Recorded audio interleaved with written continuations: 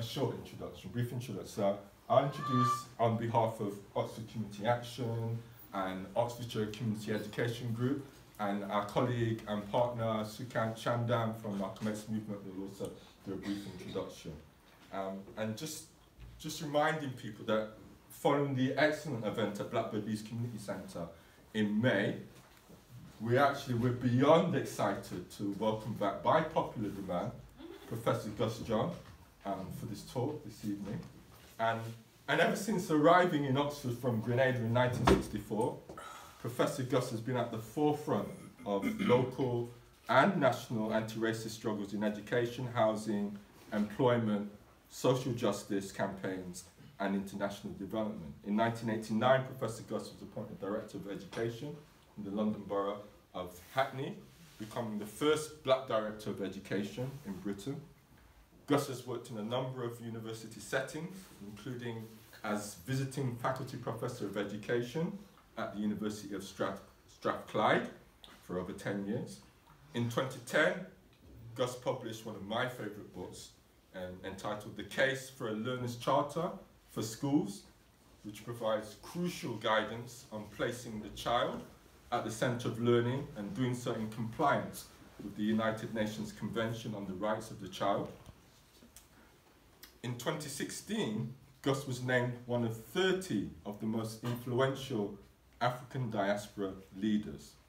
And Professor Gus is currently an honorary fellow at the University of Central London Institute of Education. City College of London.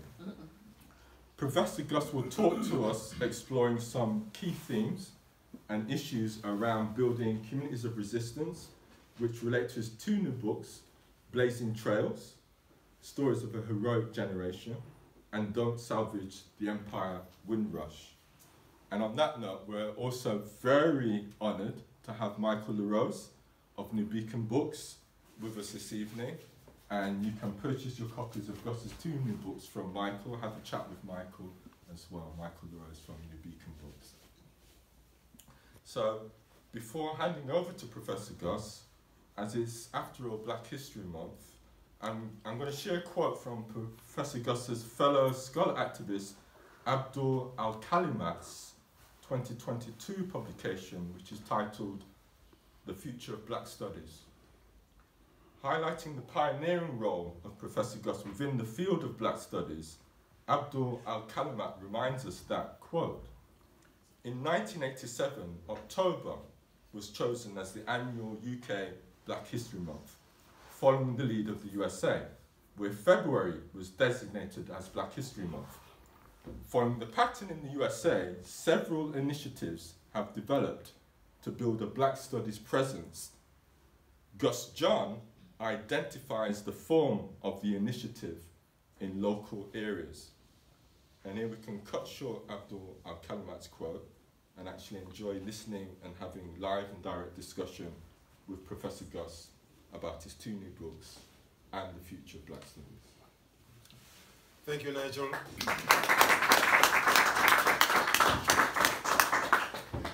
Sisters and brothers, good evening. You'd hear me better if you woke up. Good evening. So before, thank you. Before I start, I want to introduce my brother and colleague, Michael LaRose, to say something about New Beacon Books, the publishers of these two books of mine. I have been associated with New Beacon since Michael's father, the late John LaRose, started the publishing company in 1966. I was in my second year of a theology course in this city, 1966, when I met John. So Michael can tell you a bit more about New Beacon, and I'll say something about the books in a minute. Good evening, everybody. Oh, you want me to stand? Sorry. Let me start again. Good evening, everybody. Good evening. That's a very strong good evening. Thank you.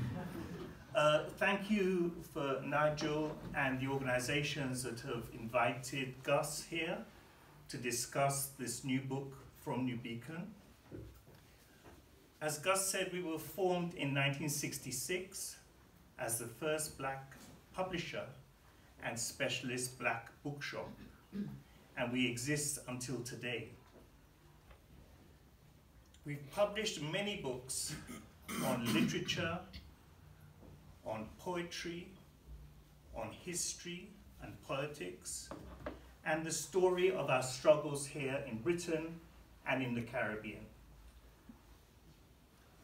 We are very proud, after 10 years of not being able to publish, because it takes a lot of money to publish a book, that our first publication after 10 years is Two by Gus John.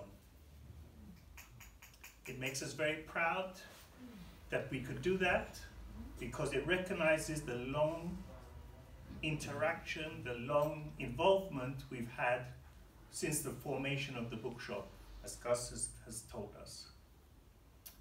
Today, we will have the books on sale, so you can support not only what you hear, but support what we do through the sales of the book. And if you want, you can put your name down to be in contact with us. We do a lot of events inside the bookshop and outside the bookshop. So thank you very much, and we'll start. Thanks, Michael.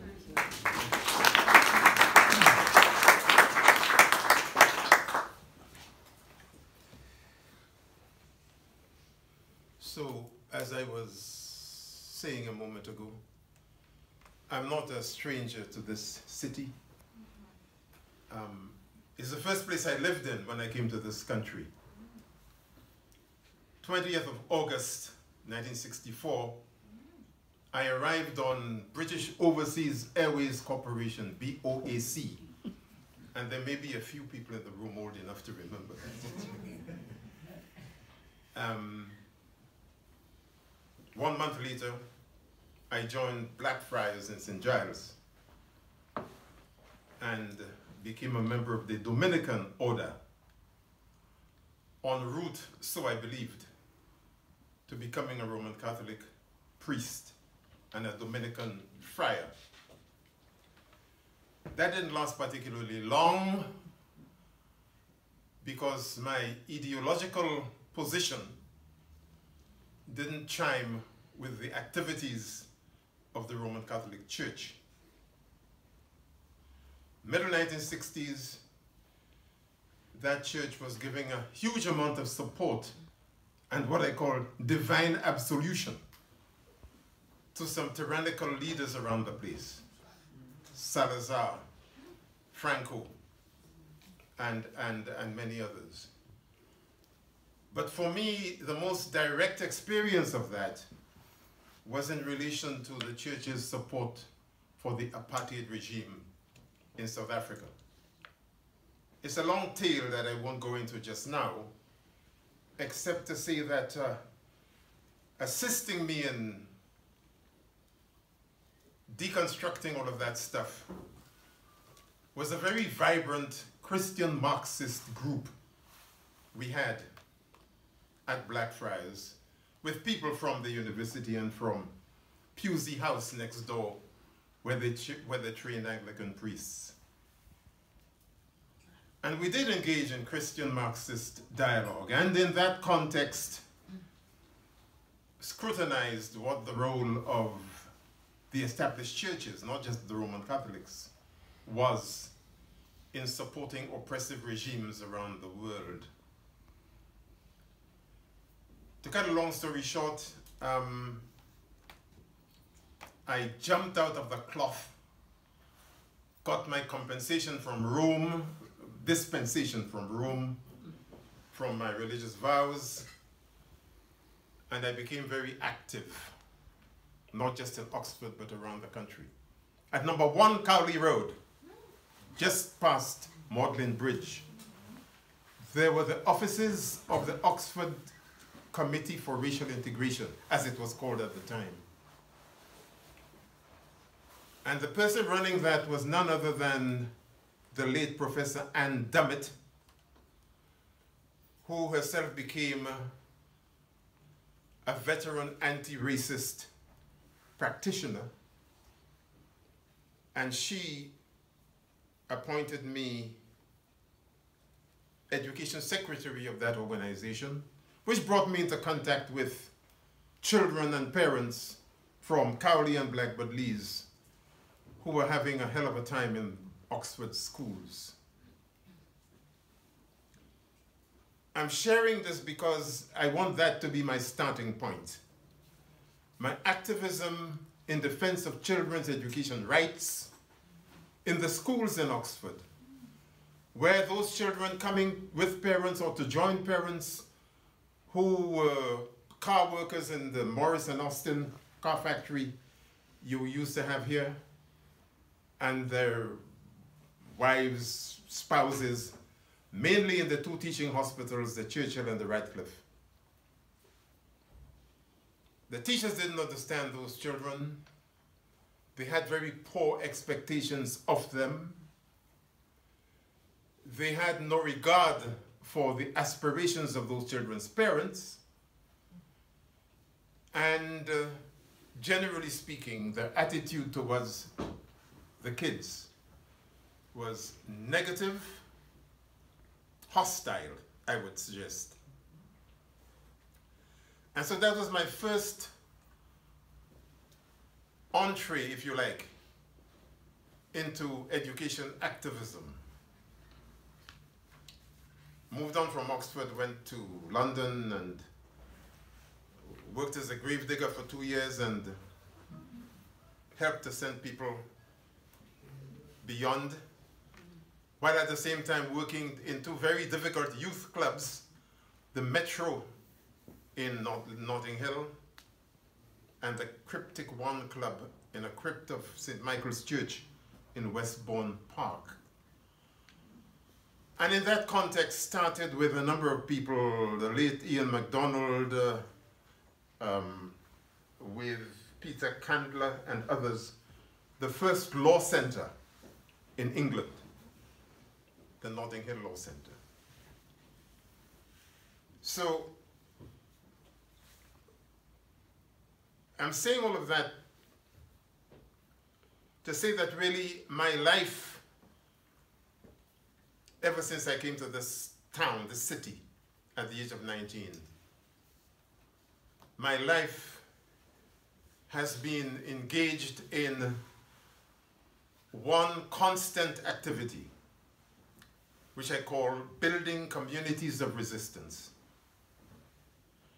Resistance to racism, systemic racism, the racism perpetuated, structured by the state, against institutional racism. Most of the environments in which I worked, and in which many of us still work today, are hostile places because of institutional racism. Cultural racism because of the stereotypes and the negativity that governs people's understanding and attitudes and actions towards us. And then, of course, personalized forms of racism, which exist on a wide spectrum, from the racist who feels they have a right to indulge their racism and personally discriminate against people, to those who are organized neo-fascists, National Front, British National Party, Column 88, Britain First, and all of those. And one of the things I argue, particularly in this book about the Windrush, which I will say a bit more about in a minute, is that it is important for us all, black and white, to understand that spectrum that I'm talking about. with racism operating at a structural and systemic level. And if you want evidence of that, just examine the history of the racialization of immigration from 1948 till now. Every piece of immigration legislation has been more draconian and racist than the last. So in order to understand Brexit, you've got to understand the 2014 and 2016 Immigration Acts. And in order to understand them and put them into context, you've got to go backwards and look at every piece that goes back to the Nationality Act of 1948. Okay, so that created a culture within the society. It is a culture in which the state projected us as unwanted, troublesome, and needing to be controlled and contained. 1964, Smethwick in the West Midlands. And Peter Griffith's parliamentary candidate declared, if you want a nigger for a neighbor, vote Labour, Liberal or Labour. 1968, as we all remember, Enoch Powell delivered his elegant Rivers of Blood speech. And the state treated him as a pariah on account of what he said, audaciously. And then, having dismissed him as a pariah and suggested that he was not playing cricket, each of them, Conservative and Labour, vied with each other to be more adept at implementing exactly what Powell was arguing for. It is important that we understand and analyze those developments in order to understand a number of other things. The schooling and education system, the criminal justice system, the role of the police within our communities, racism within the police, the trade unions, and the struggle that they had and still have to root out racism amongst their own ranks. The fact that we needed to have in place black sections within the trade union movement, black members groups within the TUC and the TGWU, and so on and so forth. So,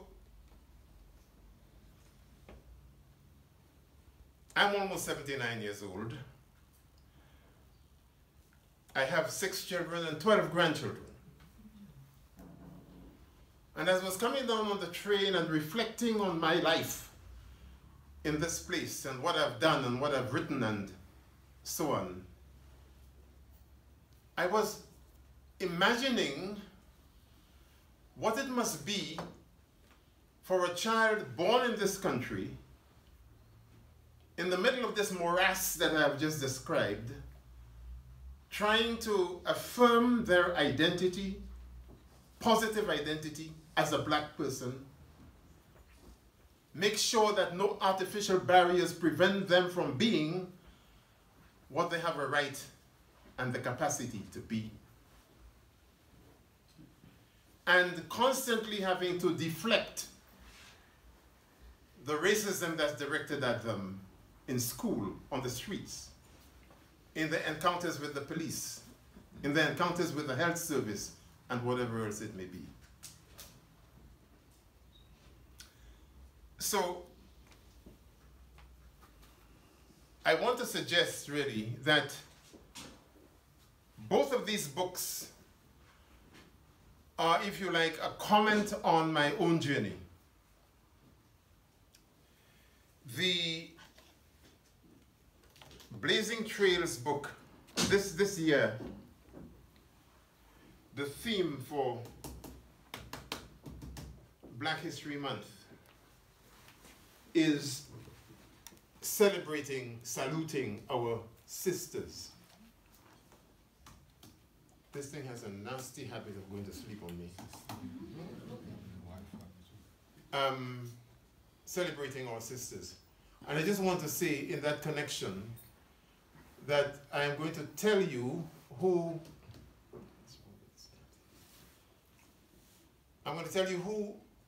the sisters are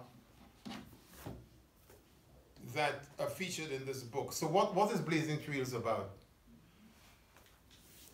Blazing Trails is a collection of tributes, eulogies, obituaries to 22 individuals, 12 of whom are women, and I give you the names in a minute. The other 10 are men, including Michael's father, founder of this publishing house, John LaRose. So, yes, so Black History Month this year wants to highlight the crucial role that Black women have played in shaping history, inspiring change, and building communities.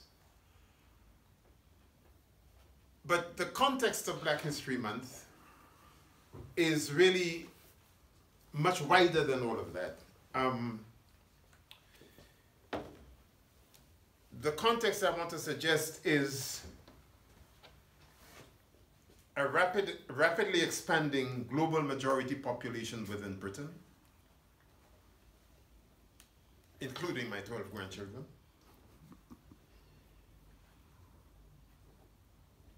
And accompanying that, of course, an ongoing discourse about what it means to be British.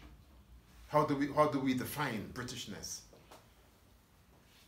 And then there are growing movements on decolonizing curricula, mobilizing the global African diaspora, reparations, reparatory, climate, and epistemic justice, safeguarding hard-won rights, the resurgence of fascism in Britain and across Europe, and of course, the implications of all of that for education in all its phases, primary, secondary, higher education. So, the women trailblazers whose lives are summarized in these tributes in the book are these. Pearl Connor Mogotsi, 1924 to 2005, actor, theatrical agent, cultural activist. Most people do not know who she was, but we all know the people whom she nurtured and whose careers depended almost entirely upon her and her activism as a cultural activist. She ran the first Black theatrical agency in this country. So people like Carmen Monroe, Pork Pie, Mona Hammond, all of those people owe their careers to the struggles of Pearl Connor Mogotsi, who had ongoing battles with Equity, the Actors Union, year in and year out, to ensure that Black people were given roles in their chosen career of acting. Read more about her in this. Geraldine Connor, her daughter, died far too young, 1952 to 2011. She was a musicologist, musician, artistic director, a playwright, a steel band player, and a steel band arranger. And some of you will know her classic production, Carnival Messiah, which was staged in West Yorkshire Playhouse on the grounds of Harwood House in West Yorkshire, and indeed in Port of Spain, Trinidad. Jane Cortez, poet, author, performer, cultural activist, Black American. Albertina Sylvester, childminder, teacher, education campaigner, who started the Albertina Sylvester Supplementary School many years ago, a couple of years after John LaRose started the George Padmore Supplementary School, where Michael in short pants was one of the students. Victoria Joseph, teacher, youth worker, education activist. Molly Hunt, the second black educational psychologist in the country. The first being Waveney Bushell, who's still alive at 94, is still assisting and mentoring people.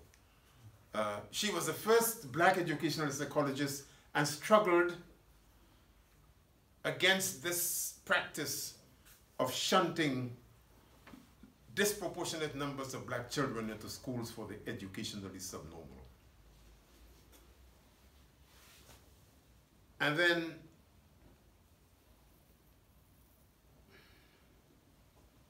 I'll just give you a couple more. Jean Edwards, a nursing manager, clinician, who did a great deal to raise awareness within the National Health Service of sickle cell anemia and thalassemia and the dangers of sickle cell, particularly in schools and employment, where people thought that people suffering from sickle cell, which is a debilitating condition, were simply swinging a leg and pretending to be sick. And then the next day they have a crisis and they die. And there were others: June Baden-Semper, Ruby Innes, Pansy Jeffrey, Joan Campbell. Joan Campbell, again, pretty young, 1964 to 2019, a community activist, community worker, and youth counselor in Birmingham, who did a huge amount of work amongst so-called gangs in the Birmingham city center, Lozells, Handsworth, those areas. And each of those people, in their own way and in their own right, contributed significantly to that process of building communities of resistance. And why this book is so important and why I want to see it in every school in the country is that the stories of these 22 people, and there can be 6 more volumes of this, if I were minded so to do. Their stories represent huge swathes of post-war British social history. And yet that history, we are airbrushed out of that history. So that even Black History Month, as many of us will know, over the last 3 decades, there's been concentration a lot on the civil rights movement in the United States. Everybody knows Rosa Parks, Martin Luther King, Malcolm X, W.E.B. Du Bois, and others. But no one was ever encouraged with evidence to believe, to be aware that we have our own Black civil rights movement in this country that dates back at least to 1945. And that's why this is so important. I can go on and on and on about the people in it. I was going to read you some of it as well, but I don't know about time. I want to then move on to Don't Salvage the Empire of Windrush. I started writing this book, and every time I was about to finish it, somebody else passed on, and they were too important not to include them. So the deadline for finishing it kept moving until at one point I had to determine that enough was enough and I had to draw a line somewhere. But there were many other people who could be included in there. And then while I was doing all of this and recording the activism, the contribution to knowledge that all of these people made, another narrative was blossoming around the place called Windrush. It came out of nowhere, practically, because in 1988, to celebrate 40 years since the Empire Windrush arrived at Tilbury Docks on the 21st of June, 1948. In 1988, the late Samuel Beaver King, ex-RAF serviceman, decided that he would try and bring together the people who came to Britain on that boat. And he contacted as many of them as he had details for, and they came together, and he decided then to start a kind of Windrush movement. He, with Arthur Torrington and others, started the Windrush Foundation, and people began, including Patrick Vernon, campaigning for the government to acknowledge the arrival of that boat as a significant historical event in the lives of Britain, and indeed in terms of our settlement as black people in this country. Now, in itself, there was nothing wrong with that. These people who came on that boat had a right to find one another, reminisce about their journey, reminisce about what they found when they got here, including the racism and the social exclusion and all the rest of it. But then that did not give them the right to make the arrival of that boat emblematic of our total presence as black people in Britain after the Second World War. One journey this boat made, carrying something like 1,027 people. Not all of them were part of the African diaspora in the Caribbean. About 500 of them, I think. And after that boat came, well, even before it came, two other vessels arrived, bringing people who had also, like King, been demobbed to the Caribbean at the end of the Second World War. The Almanzora came in December of 1947. The Ormond, 1 year before the Windrush, in June of 1947. And they came carrying between 200 and 300 ex-service people who had gone back to the Caribbean and wanted to come back and enlist within the British Armed Forces again because of the conditions that they encountered when they got back to the Caribbean. Professor Arthur Lewis, who would become the Nobel laureate of St. Lucia, wrote a most influential book called Labor in the West Indies. He wrote it as a pamphlet for the Fabian Society in London. describing the conditions under which people were living after the end of apprenticeship, which followed the abolition of the trade in enslaved Africans. And what he describes in that book, Labor in the West Indies, was pretty dire.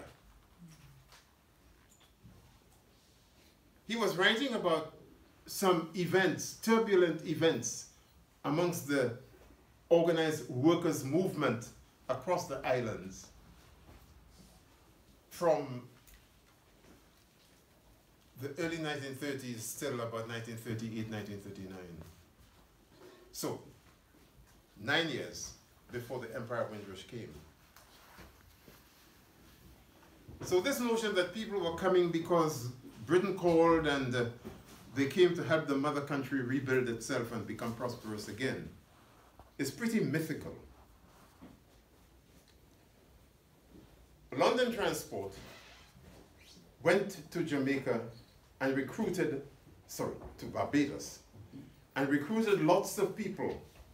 They had a very organized recruitment drive. And from about 1957 onwards, most of the bus drivers and train drivers around the London transport system were from Barbados. And why had they been recruited? Because in 1956, there was a strike similar to what we've been having in the last period,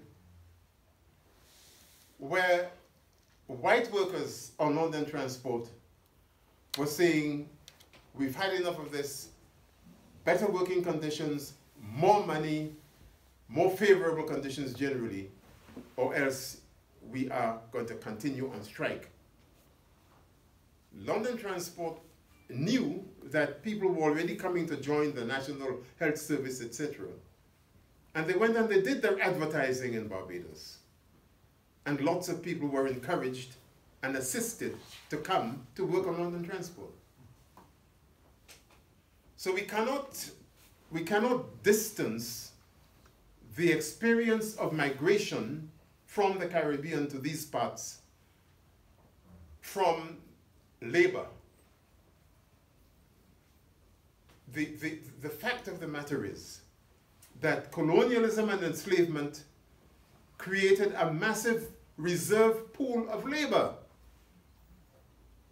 People had no work. They had seasonal employment. I was born in 1945. 3 months after I was born, my father left to go and work in refining oil in Aruba, in the Dutch West Indies. And there were loads of families from around those islands whose relatives worked either in Aruba or Curacao. I was not to see him again until I was 6 years old in 1951, when he came back to Grenada. And before he could settle down, and he bought some lands and built, thank God, a house that was able to accommodate my mother and myself and 3 other siblings. A hurricane came and wiped out everything, and he had to uproot himself again and come to this country at the beginning of 1957. So migration, on account of work, labor, in order to exist and feed your families and put a roof over your head, was not anything new to us. And the conditions that gave rise to that were created by Britain. It left us denuded, destitute, and impoverished. And unless we understand that, we would swallow this whole nonsense about coming to make the mother country better and make it more prosperous and so on and so forth. As I say in the book, my beef with this whole Windrush story is this. If you came out of the conditions that I'm talking about, one would have thought that politically, you would be disposed to making sure that the British government made compensation to you for all that it had done for you and your ancestors. But that was not on anybody's agenda.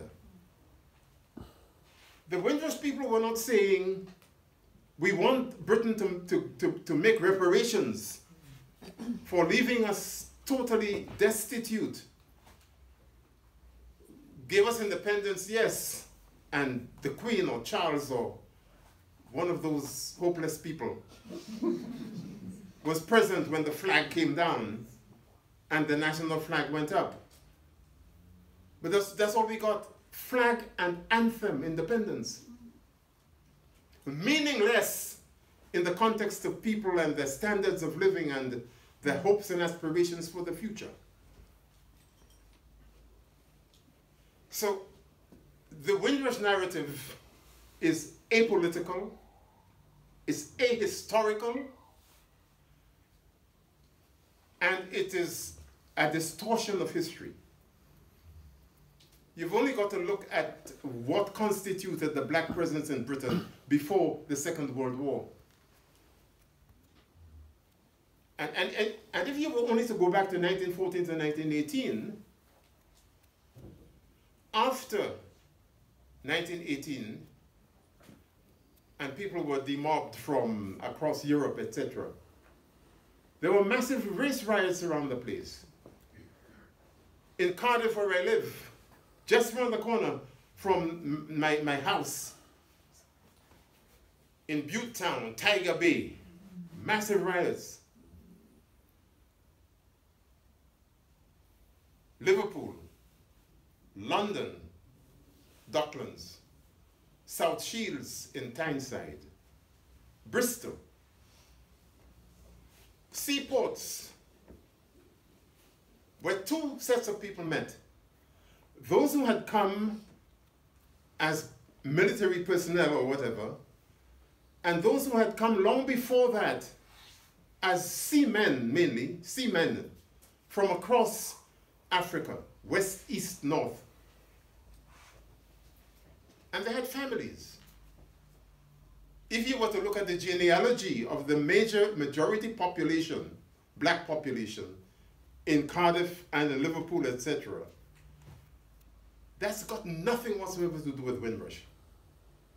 And yet Windrush is being projected as the event that accounted for the presence and the nature of the interface between black people and British society.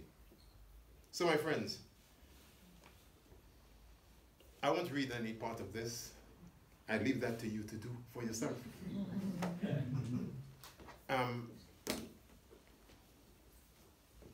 This man doesn't want to go back to London with any of these, nor do I want to take them with me to Cardiff for my next book launch, which is in Leeds on Saturday. So I implore you to buy them, read them, pass them on, have discussions with your children and grandchildren about them. Make sure that those who teach your kids in schools gain an understanding of those children's reality and of their past through these. And assist, not just me, us, and those children themselves, by insisting that these things find their way onto the school curriculum. And why is that important?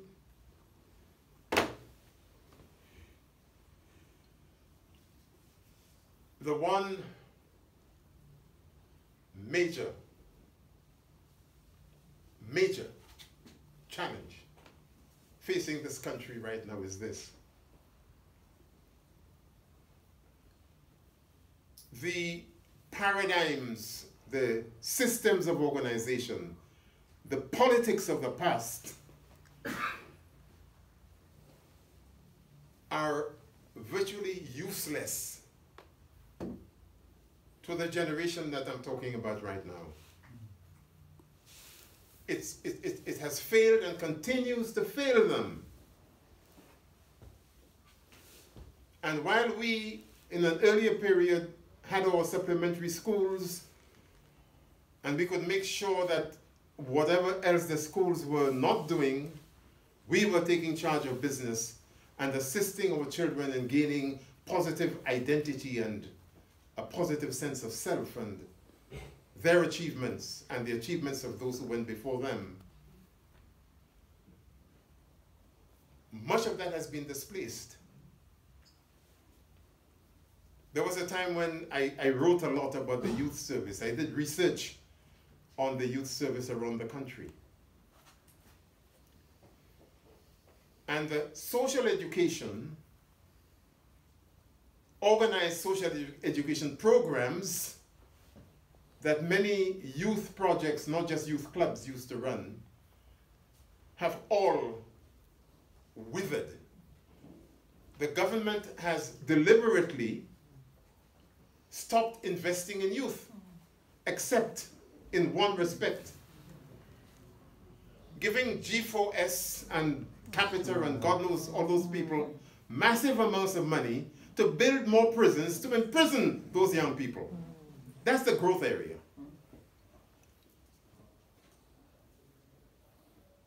And as the pipeline into that, the government has empowered schools, particularly these wretched academies,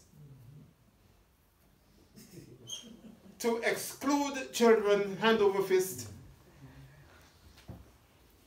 and put them on a route into pupil referral units, which I call the antechamber of the young offender institution. So we've got to look at these things structurally and make a connection between things. So we can't, whether we be black or white, we can't simply say, okay, Ofsted is telling us that that school down the road there is outstanding, and our duty is to get our children into there so that they can have the highest chances of success, etc.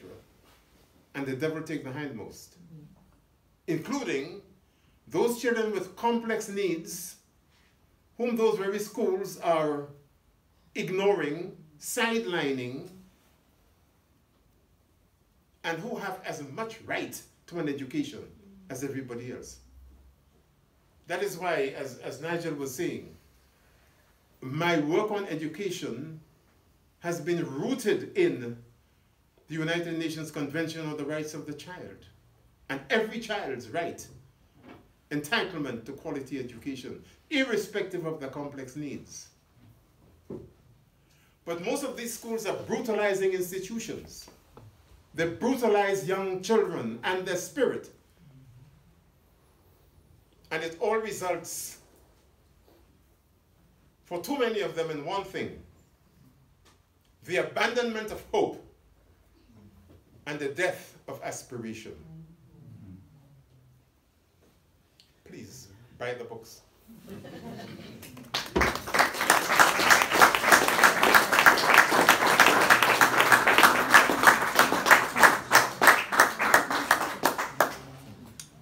Professor Gus, thank you so much for fantastic, wonderful analysis and for giving us these resources of hope this evening. We're going to move into the Q&A. I think Sukant from Malcolm X Movement will just say a few words in terms of the partnership of Malcolm X Movement with Oxford Community Action and Oxfordshire Community Education Group, and then Dulcie from Oxfordshire Community Education Group will chair the Q&A. And I think we've got about 20 minutes, 25 minutes for Q&A. So, Thanks, Nigel. Thank you, Professor Gus. Yeah, I'm Sukant from the Malcolm X Movement. You might have picked up, I brought these few of these along. That's our publication. It's £5 or whatever you can donate. And we do accept PayPal, so you can pay electronically. Just wanted to say a few words first about this and connecting that in terms of connecting the dots. What's going on in Gaza is a war crime conducted by global capitalism, and the whole problem there starts with the granddaddy of white settler colonialism and white supremacy, which is in the state in which we reside today, called Britain. Nearly every single white settler colonial state on the planet was given birth by the British. Australia, New Zealand, USA, Israel, North Rhodesia, Southern Rhodesia, and it goes on. In Kenya, the white settlers project over there. And connecting the dots, you know, what Professor Gus said about the way that the anti-immigration laws were implemented. Did you hear how we were described? As a problem, yes? As potentially radical and militant. This is exactly how the colonized people of Palestine are being treated. And we have one of our comrades, Dan, you'll remember, we brought a comrade from Gaza here for a national tour in 2003. She was a frontline nurse. Today she's a mother of 2 small children, and currently she's hiding in the basement of her building where Israeli bombs are blowing up all around her. We owe it to them to stand in solidarity. Do not fall for the Israeli lies and manipulation. Britain's war against Iraq was never about Al-Qaeda. Britain's war in Afghanistan was never about the Taliban. Israel's war against Gaza is not about Hamas. You cannot put an equal sign between Al-Qaeda, Daesh, Muslim Brotherhood, Hamas, the Taliban, and the Palestinians, or the Afghans, or the Iraqis. That's a white supremacist trap. I implore you, I encourage you, raise your voices wherever you can and say this is unacceptable. I wanted to make that very clear.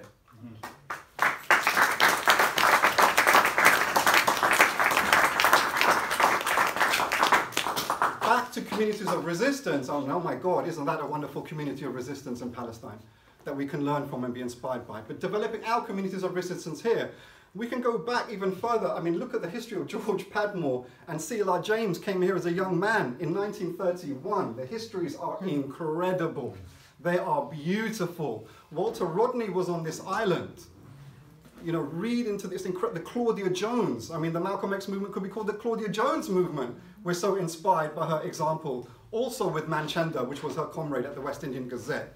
But we are trying to develop, in our partnership with OCA, a way of working at the grassroots.